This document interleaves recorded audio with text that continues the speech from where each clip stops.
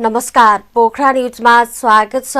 समाचार सुरु गरौं। गण्डकी प्रदेशमा थप 29 जनामा कोरोना संक्रमण पुष्टि भएको प्रसंगबाट कास्कीको पोखराका 18 सहित गण्डकी प्रदेशमा बिहिबार थप 29 जनामा कोरोना संक्रमण पुष्टि भएको छ। गण्डकी प्रदेश स्वास्थ्य निर्देशनालयका अनुसार प्रदेशका 6 जिल्लाका 20 पुरुष र 9 महिला गरी 29 जनामा कोरोना देखिएको हो। संक्रमण पुष्टि हुनेमा पोखरा महानगरपालिका वडा नम्बर 4 का 35 वर्षीय पुरुष तथा 29 वर्षीय महिला, पोखरा 5 की 29 वर्षीय महिला, पोखरा 6 का 28 र 86 वर्षीय महिला, पोखरा 8 का 29 वर्षीय तथा 30 वर्षीय महिला, पोखरा 10 का 46 र 53 वर्षीय महिला, पोखरा 13 का 42 वर्षीय पुरुष, पोखरा 16 का 29 वर्षीय पुरुष, पोखरा 17 का 17, 23, 24, 26, 27 र 28 वर्षीय पुरुष एवं पोखरा 24 का 28 वर्षीय पुरुष रहेका छन्। त्यसैगरी गोर्खाको गोर्खा नगरपालिका 12 का 57 वर्षीय पुरुष तथा 49 वर्षीय महिला, पारपाक सुलीकोट 3 का 30 वर्षीय पुरुष, 8 की 38 वर्षीय महिला, आरुघाट 4 का 45 वर्षीय पुरुष, तनहु भिमार 2 की 5 वर्षीय बालिका, 6 का 27 वर्षीय पुरुष, स्याङ्जा फेरीखोला गाउँपालिकाका 55 वर्षीय पुरुष, लमजुङ रायनास नगरपालिका 2 का 68 वर्षीय पुरुष, रायनास 6 का 45 वर्षीय पुरुष एवं म्याग्दी रघु गंगा 3 का 26 वर्षीय पुरुषमा कोरोना संक्रमण पुष्टि भएको निर्देशनालयले जनाएको छ। यससँगै गण्डकी प्रदेशमा कोरोना संक्रमितको संख्या 4015 पुगेको छ। प्रदेशमा कोरोना संक्रमण मुक्त हुनेको संख्या 2745 रहेको छ। प्रदेशमा शनिबार थप 14 जना डिस्चार्ज भएका छन्। नेपालमा कोभिड-19बाट थप 8 जनाको मृत्यु भएको छ। स्वास्थ्य मन्त्रालयका अनुसार शनिबार 2 महिला र 6 जना पुरुषमा संक्रमणबाट मृत्यु भएको हो। काठमाडौँमा 2 गरी उपत्यकामा 3 जनाको मृत्यु भएको छ। मन्त्रालयका अनुसार काठमाडौँमा 83 र 68 वर्षीय पुरुषको मृत्यु भएको हो। यस्तै ललितपुरमा 67, दोलखामा 65, सिन्धुपाल्चोकमा 41 र कैलालीमा 79 वर्षीय पुरुषको कोरोनाबाट मृत्यु भएको छ। यस्तै सुनसरीमा 28 र चितवनमा 76 वर्षीय महिलाको कोरोनाबाट मृत्यु भएको छ। यो सँगै नेपालमा कोरोनाबाट मृत्यु हुनेको संख्या 528 पुगेको छ। शनिबार 2120 जनामा कोरोनाका संक्रमित थपिएका छन्। 12978 पीसीआर परीक्षण भएकोमा शनिबार 766 महिला र 1254 जना पुरुषमा संक्रमण देखिएको हो। 505, प्रदेश 2 मा 518, बागमती प्रदेशमा 7037, गण्डकी प्रदेशमा 532, प्रदेश 5 मा 1205, कर्णाली प्रदेशमा 230, सुदूरपश्चिम प्रदेशमा 302 गरी जम्मा 11529 हुनुहुन्छ। नेपालमा आजको पीसीआर जम्मा 12978 गरी जम्मा 10,61,664 परीक्षण भएको छ। 24 घण्टामा संक्रमितको संख्या 2120 छ। आज काठमाडौँ उपत्यकामध्ये काठमाडौँमा 1001, भक्तपुरमा 67 र ललितपुरमा 109 गरी जम्मा 1177 जना नयाँ संक्रमित रहनुभएको छ। क्वारेन्टाइनमा रहनुभएका व्यक्तिहरूको संख्या 4273 छ।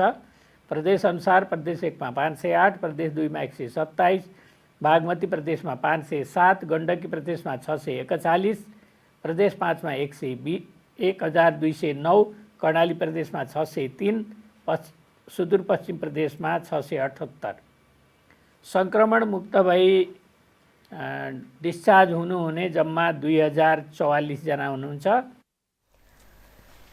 काठमाडौँमा 1001, भक्तपुरमा 67 र ललितपुरमा 109 जना गरी काठमाडौँ उपत्यकामा 1177 जनामा संक्रमण देखिएको छ। यो सँगै नेपालमा कोरोना संक्रमितको संख्या 84,570 पुगेको छ। हिजोसम्म देशभरि सक्रिय संक्रमितको संख्या 21,302 रहेको छ। संस्थागत आइसोलेसनमा प्रदेश नम्बर 1 मा 240, प्रदेश नम्बर 2 मा 611, बागमती प्रदेशमा 6893 र गण्डकी प्रदेशमा 387 जना रहेका छन्। यस्तै प्रदेश नम्बर 5 मा 951, कर्णाली प्रदेशमा 377 र सुदूरपश्चिम प्रदेशमा 314 गरी देशभरि 9777 जना रहेका छन्। यस्तै होम आइसोलेसनमा प्रदेश नम्बर 1 मा 1705, प्रदेश नम्बर 2 मा 518, बागमती प्रदेशमा 7037 र गण्डकी प्रदेशमा 532 जना रहेका छन्। यस्तै प्रदेश नम्बर 5 मा 1205, कर्णाली प्रदेशमा 230 र सुदूरपश्चिम प्रदेशमा 302 गरी देशभरि 11,529 जना रहेका छन्। प्रदेश 1 मा 2, प्रदेश 2 मा 1, बागमती प्रदेशमा 24, प्रदेश 5 मा 4 जना गरी जम्मा 31 जना हुनुहुन्छ। 500 भन्दा बढी सक्रिय संक्रमितहरू रहेको जिल्लामा मोरङ, सिराहा, ललितपुर, काठमाडौँ, चितवन, भक्तपुर र रूपन्देही रहेका छन्। शून्य संक्रमित भएका जिल्ला मनाङ, मुस्ताङ र डोल्पा छन्। त्यस्तै हिजो नै 2044 जना संक्रमित डिस्चार्ज भएर घर फर्किएका छन्। शनिबारसम्म प्रदेश नम्बर 1 मा 5,655, प्रदेश नम्बर 2 मा 14,215, बागमती प्रदेशमा 19,656 र गण्डकी प्रदेशमा 3,549 जना डिस्चार्ज भएका छन्। यस्तै प्रदेश नम्बर 5 मा 9,346, कर्णाली प्रदेशमा 3,155 र सुदूरपश्चिम प्रदेशमा 7,114 गरी शनिबारसम्म 62,740 जना संक्रमित डिस्चार्ज भएका छन्। हिजो आइसियुमा 214 र भेन्टिलेटरमा 31 जना संक्रमित उपचाररत रहेका छन्।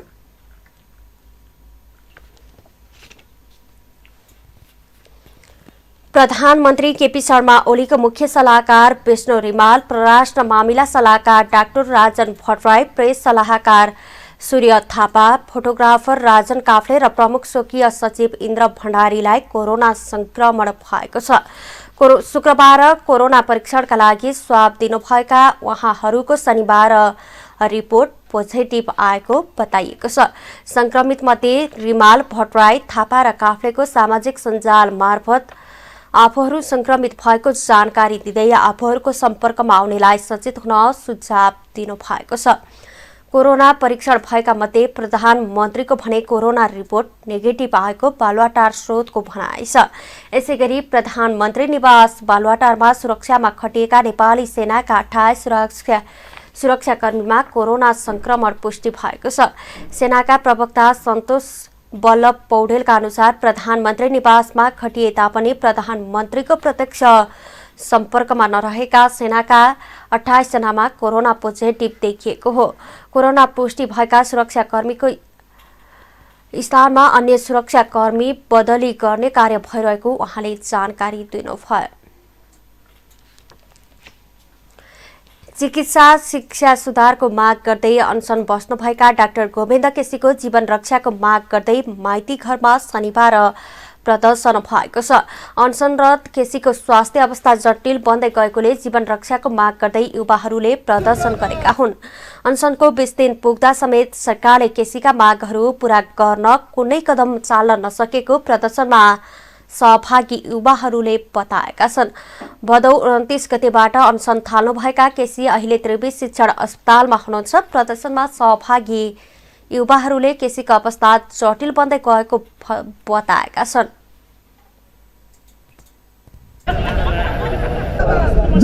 भएको छ र मेडिकल टिमले उहाँलाई जति सक्दो चाँडो आइसियुमा ट्रान्सफर गर्नु, शिफ्ट गर्नु भनिरहेको छ, तर डाक्टर केसीले मानिराख्नु भएको छैन। अहिलेसम्म केही पनि भएको छैन। सरकारले व्यवस्था गरेर बसिरहेको अवस्था छ। सरकारको प्राथमिकता अन्त्यतिर छ, अन्त्यतिर पारिरहेको अवस्था छ। त्यसले गर्दाखेरि चाहिँ सरकार नसुने जस्तो, नदेखे जस्तो गरेको होला। तर हामी जबसम्म माग पुरा हुँदैन यो सत्याग्रह हाम्रो जारी नै रहन्छ। र केसीको श्वास प्रश्वासमा समस्या देखिएको, बोल्न सक्ने अवस्था नरहेकोले तत्काल माग पूरा गरी केसीको माग पूरा गर्न माग गरिएको हो। केसीको उपचारमा संलग्न चिकित्सकहरूले केसीको अवस्था जटिल बन्दै गएकोले आइसियुमा उपचार गर्नुपर्ने बताए पनि केसीले मान्नु भएको छैन। सरकारको प्राथमिकतामा देश र जनताको समस्या नभएकोले केसीसँग वार्ताका लागि अहिलेसम्म कुनै पहल समेत नगरेको उनीहरूको आरोप छ। अहिले हाम्रो कोरोना संक्रमित बिरामीहरूको उपचारमा उहाँको सम्पूर्ण ऊर्जा लाग्नु पर्यो, तर उहाँले बाध्य भएर 19औं पटकसम्म अनसन गरिरहनु परेको छ। के उहाँको रहर होला यस्तो बेलामा अनसन बस्ने? त्यही भएर उहाँको जीवन माइतीघर मण्डलामा युवाहरूले केसीको आवाज कहिले सुन्छौ सरकार भन्दै नारा समेत लगाएका थिए। केसीले 6 बुँदे माग अघि सार्दै जुम्लाबाट अनसन सुरु गर्नुभएको हो। दुर्गम मा मेडिकल कलेज खोल्नुपर्ने, विगतमा भएका सहमति कानून हुनुपर्ने लगायतका माग उहाँले राख्नु भएको छ।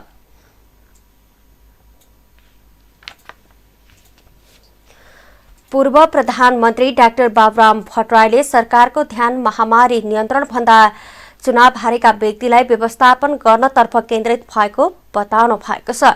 अहिले कोरोनाका कारण पीडामा रहेका जनताहरूको समस्या समाधान भन्दा सरकार र सत्तारूढ दल चुनाव हारेका व्यक्तिहरूको व्यवस्थापनमा केन्द्रित भएको उहाँले बताउनुभयो।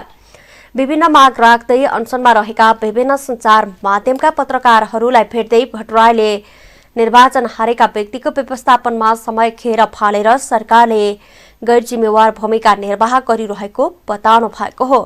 जनता समाजवादी पार्टीका नेता समेत रहनुभएका पूर्व प्रधानमन्त्री भट्टराईले पार्टी र सर्वोच्च अदालतले समेत आफ्नो समयमा चुनाव हारेका व्यक्तिको व्यवस्थापन कसरी गर्ने भन्नेमा केन्द्रित रहेको बताउनुभयो। महामारीका कारण भोकै मरिरहेका जनतातिर सरकारले ध्यान दिन नसकेको उहाँले बताउनु भएको हो। उहाँले सरकारको यस्तो रवैयाले राज्य प्रणाली विघटन हुने र प्रतिगमनको लहर आउने खतरा समेत रहेको बताउनुभयो। भन्नेतिर ध्यान पुगेको मान्छे कसरी भोकै मरिरहेका छन् त्यतापट्टि मान्छेको ध्यान गइरहेका छन् छैन। यसले पनि के देखाउँछ भने हाम्रो राज्य प्रणाली डरलाग्दो ढङ्गले एउटा विघटनतिर पतनतिर गइरहेको छ। हिजोको जुन क्रान्तिकारी परिवर्तनकामी जुन आन्दोलन थियो त्यो चाहिँ एउटा सेलाउँदै गएको अवस्था र एक ढङ्गको प्रतिगमनको जुन लहर देशमा चाहिँ आउँदैछ यो अत्यन्त गम्भीर छ। त्यसले तपाईँहरूले चाहिँ तपाईँहरूको आफ्नो सङ्घर्ष र आन्दोलन तपाईँहरूको एउटा ज्याला मजदुरीको निम्ति मात्रै होइन, यो चाहिँ देश जुन अधोगतितिर गइरहेको छ त्यसलाई सच्याउनुको निम्ति पनि खबरदारी हो भन्ने अर्थमा मैले बुझ्छु। विभिन्न सञ्चार माध्यममा कार्यरत पत्रकार कर्मचारीहरू कोभिडको बहाना देखाउँदै जागिरबाट निकालेको राज्यले तोकेको सेवा सुविधा नदिएको भन्दै 3 दिनदेखि रिले अनसनमा रहेका छन्। उनीहरूसँगको भेटमा डाक्टर भट्टराईले कोभिडको महामारीका बेला सरकारले गर्नुपर्ने काममा सचेत गराउन श्रमजीवी पत्रकारहरूले ठूलो भूमिका खेलिरहेको बताउनुभयो। सरकारलाई सचेत गराउने श्रमजीवी पत्रकारहरूले गरेको जस्तो मेहनत राजनीतिक दलहरूले गर्न नसकेकोमा आफू लज्जित रहेको समेत भट्टराईले बताउनु भएको छ। तर जनताले जुन खालको दुःख कष्ट बिहोरिरहेको छ, खास गरी श्रमजीवी जनताले, विभिन्न ढङ्गले विभेदमा परेका जनताले, विपन्न जनताले, तिनीहरूको पक्षमा आवाज उठाउने एकमात्र साधन चाहिँ तपाईँहरू श्रमजीवी पत्रकारहरूको चाहिँ कलम र चाहिँ विचार श्रव्य दृश्य चाहिँ हुने गरेको छ। यो नै यथार्थ हो।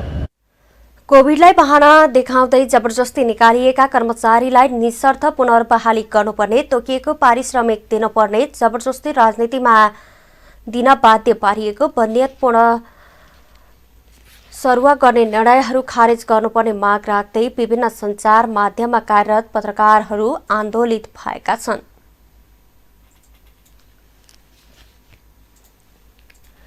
खेम्स क्लिनिङ प्रणालीले पशुपतिनाथ बसपार्क लगायतका क्षेत्रमा सरसफाई गरेको छ।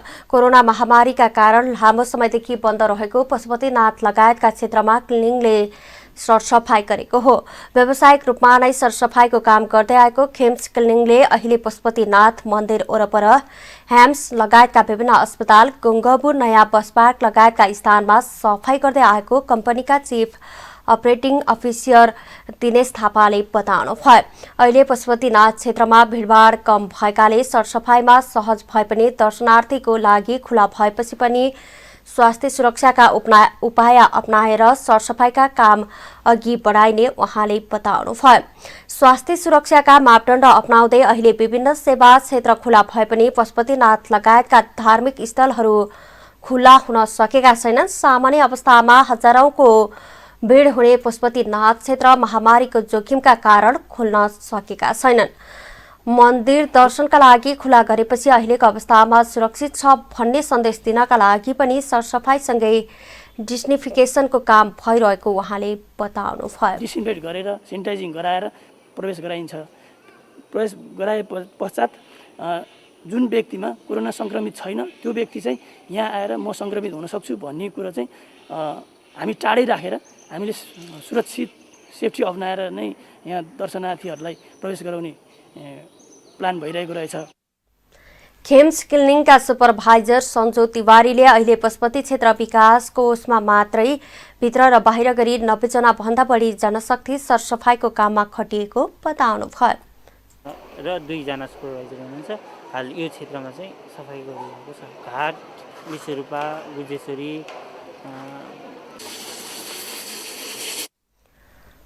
कम्पनीले सरसफाइमा खटिने कर्मचारीहरूको सेवा सुविधा र स्वास्थ्य जोखिमलाई पनि विशेष ध्यान दिएको छ। अस्पताल क्षेत्रहरूमा सरसफाइको काम गर्दा केही कर्मचारीहरूलाई संक्रमण देखिएको उहाँले बताउनुभयो। निमित्त सरसफाइको काममा खटिने कर्मचारीहरूलाई स्वास्थ्य सुरक्षाका सम्पूर्ण मापदण्ड अपनाउन भनिएको छ। साथै कुनैमा संक्रमण देखिएमा 7 लाखको जीवन बिमा र 1 लाखको कोरोना बिमा गरिएको उहाँले बताउनुभयो। अस्पतालमा उपचारका क्रममा रहँदा समेत कर्मचारीको आर्थिक अवस्था हेरी आर्थिक सहयोग गर्ने गरेको थापाले बताउनु भएको छ। दिनपरि सेवा सुविधा, खाना खर्च कसैसँग अब पैसा कम हुनसक्छ, अफिसले नै त्यसमा 5-10 हजार कति दिएर हुन्छ, उहाँहरूलाई सेवा सुविधा चाहिँ दिइरहेको हुन्छ। कम्पनीले नयाँ बस पार्क क्षेत्रमा पनि नियमित रूपमा सरसफाइ गर्दै आएको छ। अहिले पुनः सञ्चालनको तयारीमा रहेका होटल, अस्पताल, बस पार्क, सवारी साधनहरू आदिमा पनि समय समयमा डिस्इन्फिकेसनका लागि पनि ठूलो माग भएको छ र हामीले त्यसै अनुसारका जनशक्तिहरू खटाइरहेका छौँ उहाँले भन्नुभयो। अत्याधुनिक उपकरण तथा दक्ष जनशक्तिको कारण कोरोना महामारीका बेलामा पनि यस कम्पनीले आफ्ना जनशक्तिलाई कोरोना भाइरसको संक्रमणबाट मुक्त गरेर नै काम गरिरहेको छ। 4 वर्ष अघि त्रिभुवन अन्तर्राष्ट्रिय विमानस्थलको स्वयंसेवीको रूपमा सफाई गरेको थियो। त्यसपछि नेपाल सरकार विदेशी पर्यटक तथा नेपाल र विश्वमा रहेका नेपालीहरूको उच्च मूल्याङ्कनका कारण विमानस्थल सफाइमा थप सहयोग गरेको खेम्स क्लिनिङले गएको 3 वर्षदेखि नेपालमा व्यावसायिक रूपमा सफाइको काम गर्दै आएको छ। पोखरा न्यूजमा पालो आर्थिक समाचारको।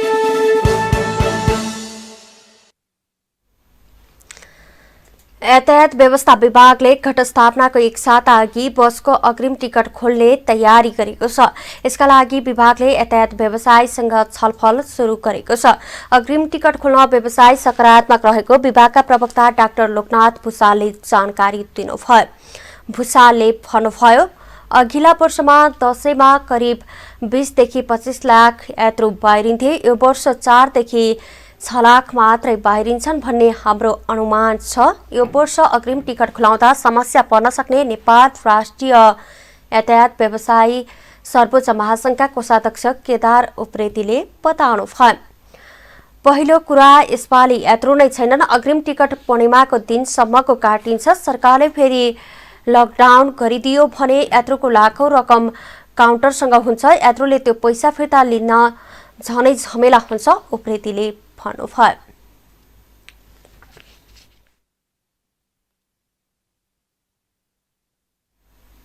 अब पालो अन्तर्राष्ट्रिय समाचारको।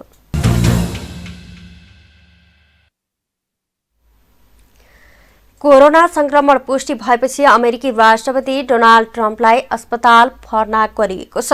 सावधानी अपनाउँदै राष्ट्रपति ट्रम्पलाई Walter Reed National Military Medical सेन्टरमा लगिएको व्हाइट हाउसले सूचना जारी गरी जानकारी दिएको छ। ट्रम्पलाई उनको विशेष हेलिकप्टर मरिन 1बाट मेडिकल सेन्टर लगिएको थियो।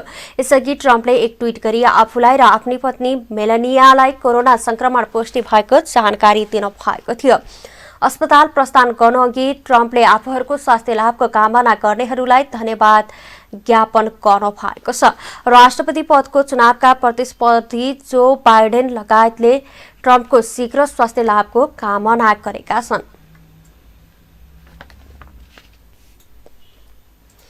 भारतमा कोरोना संक्रमणका कारण ज्यान गुमाउनेको संख्या 1 लाख नाघेको छ।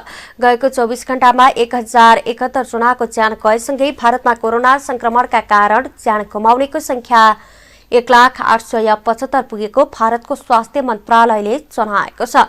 यस्तै 24 घण्टामा झण्डै 80,000को रिपोर्ट पोजिटिभ आएसँगै भारतमा संक्रमितको संख्या 64,71,000 पुगेको छ।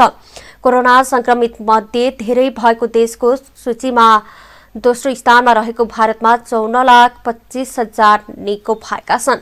कोरोना संक्रमण निको हुनेमा भारत विश्वमा सबैभन्दा अगाडि रहेको हो। यसले निकै राहत दिएको भारतको स्वास्थ्य मन्त्रालयले जनाएको छ।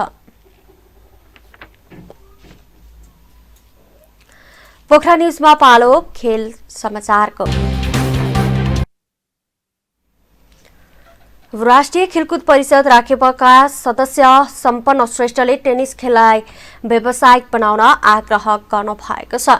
कास्की जिल्ला टेनिस संघको 6औं साधारण सभामा बोल्नुहुँदै राखेप सदस्य श्रेष्ठले जिल्लामा टेनिस खेलले गति लिएसँगै खेलको व्यावसायिकतामा जोड दिनुपर्ने बताउनु भएको हो।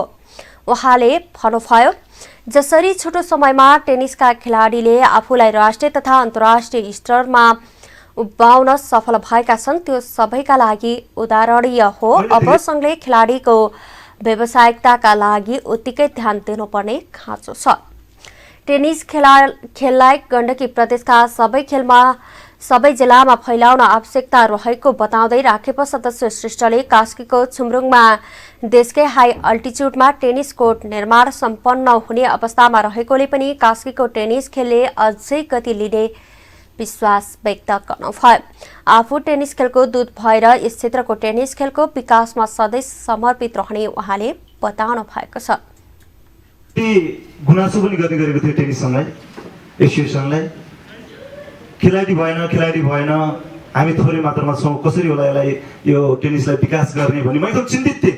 म फेरि कसो दिलदेखि लाएर सङ्घ संस्था मात्र भएर होइन, त्यो सङ्घ संस्थाको खेलाडी पनि हुनुपर्छ। त्यसले गण्डकी प्रदेशको मात्र पहिचान होइन, यो राष्ट्रको, यो मुलुकको अन्तर्राष्ट्रिय स्तरमा पहिचान बनाउनुपर्छ भन्ने मलाई लाग्दो थियो। कार्यक्रममा बोल्दै टेनिस संघका केन्द्रीय उपाध्यक्ष विनोद कायस्थाले टेनिस खेलको विकासका लागि काम भइरहेको भए पनि लक्ष्य अझै पूरा नभइसकेको बताउनुभयो।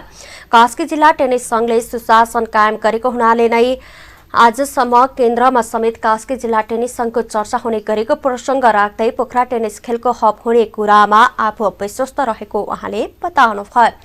सोही कार्यक्रममा कास्की जिल्ला टेनिस संघले आफ्नो 6औं साधारण सभाको अवसरमा डाक्टर देव थापा, खेलकुद पत्रकार मञ्च गण्डकीका निवर्तमान अध्यक्ष केशव पाठक, 13औं दक्षिण एसियाली खेलकुद सागमा टेनिस टिम इभेन्टतर्फ कांस्य पदक जित्न सफल खेलाडी द्वय नवीन मगर र प्रदीप खड्कालाई सम्मान समेत गरेको थियो। गाइडलाइन पनि मान्नुपर्ने हुन्छ, तर मेरो पर्सनल विचारमा के लाग्छ भने टेनिसलाई चाहिँ लिस्ट रिस्क गेममा पारेको छ। तपाईले त्यो हेर्न पनि सक्नुहुन्छ। टेनिस आफैमा सोशल डिस्टेन्स गेम भन्छ। हामी मिनिमम डिस्टेन्स पनि 15-20 फिटदेखि लिएर 100 फिटको डिस्टेन्समा गेम खेल्ने भएको यो सुरक्षितको हिसाबले अत्यन्तै लो रिस्क गेममा पर्छ। तैपनि अब हामी जति पनि हामीले यो 4 वर्षमा 4वटा अब हाम्रो सानो क्लबको आफ्नै टुर्नामेन्ट हुन्छ, हामी यसमा खुसी नै छु, राम्रै अचिभमेन्ट गरेको जस्तो लाग्छ। युएमा जारी 13औं संस्करणको Indian premier league IPL T20 क्रिकेटमा रोयल च्यालेन्जर्स बेङ्गलोरले राजस्थान रोयल्सलाई 8 विकेटले हराएको छ। शेख जायद स्टेडियम आबुधाबीमा राजस्थानले दिएको 155 रनको लक्ष्य बेङ्गलोरले 5 बल बाँकी छँदै मात्र 2 विकेट गुमाएर भेटाएको हो। बेङ्गलोरको जितमा कप्तान विराट कोहलीले नट आउट 72 रन बनाए भने देवदत्त पडिक्कलले 63 रन बनाएका हुन्। यसअघि पहिले ब्याटिङ गरेको राजस्थानले 20 ओभरमा 6 विकेट गुमाएर 154 रन बनाएको थियो। राजस्थानका महिमाल लेमोरोलले सर्वाधिक 47 रन बनाए। राजस्थानलाई मध्यम स्कोरमा समेट्न बेङ्गलोरका युजवेन्द्र चाहलले 3 विकेट लिएका हुन्। हिजोको जितसँगै बेङ्गलोर 6 अङ्क सहित तालिकाको शीर्ष स्थानमा रहेको छ। 4 खेलमा 4 अङ्क जोडेको राजस्थान 6औं स्थानमा झरेको छ। यस्तै हिजो नै भएको अर्को खेलमा दिल्ली क्यापिटल्सद्वारा कोलकाता नाइट राइडर्स 18 रनले पराजित भएको छ।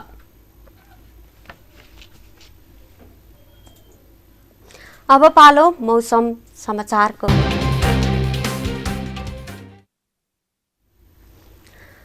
पश्चिमी न्यूनचापीय प्रणालीको प्रभावले देशभर आंशिकदेखि सामान्य बदलिरही गण्डकी प्रदेश सहित प्रदेश नम्बर 1, प्रदेश 2, बागमती प्रदेशका केही स्थानहरूमा हल्कादेखि हल्का वर्षाको सम्भावना रहेको मौसम पूर्वानुमान महाशाखाले जनाएको छ। साथै प्रदेश नम्बर 5 र कर्णाली प्रदेशका केही स्थानमा मध्यम वर्षाको सम्भावना रहेको महाशाखाले जनाएको हो। अब पछिल्लो 24 घण्टाको मौसमी विवरण।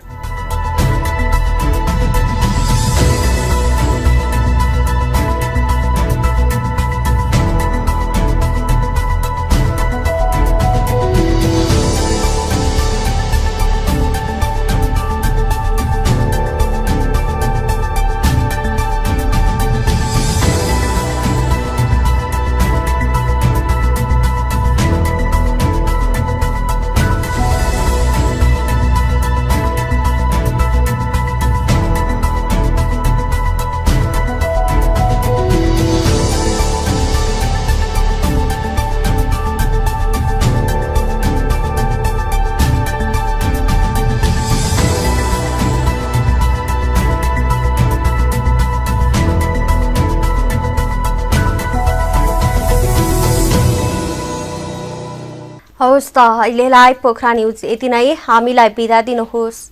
नमस्कार।